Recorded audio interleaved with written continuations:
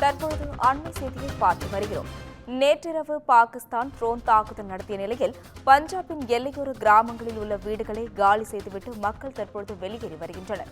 நேற்றிரவு குடியிருப்பு பகுதியில் பாகிஸ்தான் ட்ரோன் தாக்குதல் நடத்திய நிலையில் அங்குள்ள மக்கள் அச்சமடைந்து உள்ளனர்.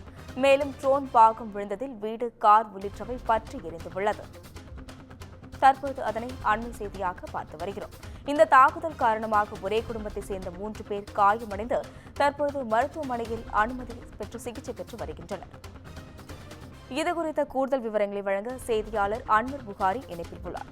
வணக்கம் அன்வர். தற்போது பஞ்சாப் எல்லையோர கிராமங்களிலிருந்து மக்கள் வீடுகளை காலி செய்துவிட்டு செல்கின்றனர். அது குறித்த விவரங்களை பகிரலாம். வணக்கம் அஸ்வினி.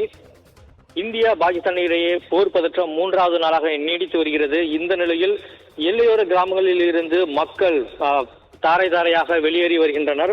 பஞ்சாபின் எல்லையோர கிராமங்களில் வீடுகளை காலி செய்துவிட்டு மக்கள் டிராக்டர்களிலும் வாகனங்களிலும் பாதுகாப்பான இடத்தை நோக்கி குடிபெயர்ந்து வருகின்றனர். நேற்றிரவு குடியிருப்பு பகுதியில் பாகிஸ்தான் ட்ரோன் ஒன்று விழுந்து பயங்கர சேதத்தை ஏற்படுத்தியது. இதில் வீடு ஒன்று பயங்கரமாக தீ விபத்து ஏற்பட்டது. இதில் பஞ்சாபை சேர்ந்த 3 பேர் படுகாயமடைந்தனர். இந்த நிலையில் எல்லையில் தொடர்ந்து பதற்றம் நீடித்து வருவதால் உடைமைகளுடன் பாதுகாப்பான இடங்களை நோக்கி அங்குள்ள மக்கள் வெளியேறி வருகின்றனர். இந்தியாவை நோக்கி நேற்று 3வது நாளாக ட்ரோன் தாக்குதலை பாகிஸ்தான் நடத்தியது. காஷ்மீர்,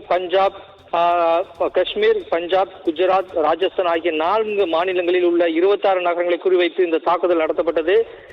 இந்த ட்ரோன்களை இந்திய ராணுவம் நடுவானில் தடுத்து நிறுத்தி அளித்தது. முக்கியமாக வான் பாதுகாப்பு அமைப்புகளை பலப்படுத்தி இந்த தாக்குதலை இந்திய ராணுவம் முறியடித்து வருகிறது.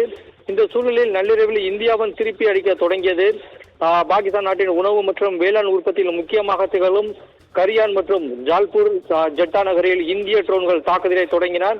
ஆக்கிரமிப்பு காஷ்மீர் பகுதியிலும் இந்தியா ட்ரோன் தாக்குதலை அதிரடியாக நடத்தியது.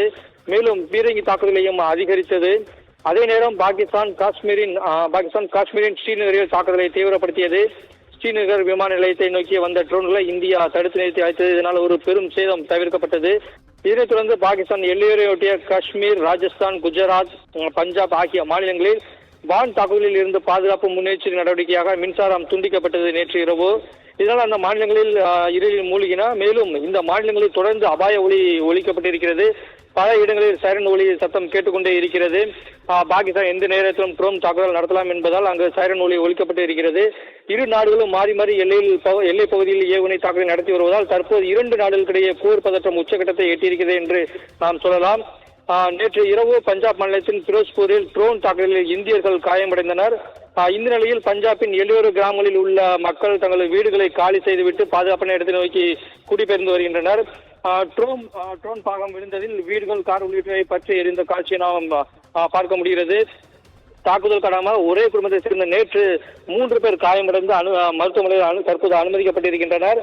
எல்லையில் தொடர்ந்து பதற்றம் நீடித்து வருவதால் பஞ்சாப் எல்லையோர பகுதியில் உள்ள மக்கள் தங்களது உடைமைகளுடன், குடும்பத்துடன் பாதுகாப்பான இடங்களை நோக்கி குடிபெயர்ந்து வருகின்றனர். அஸ்வினி, கூடுதல் விவரங்களுக்கு நன்றி அன்வர் புகாரி.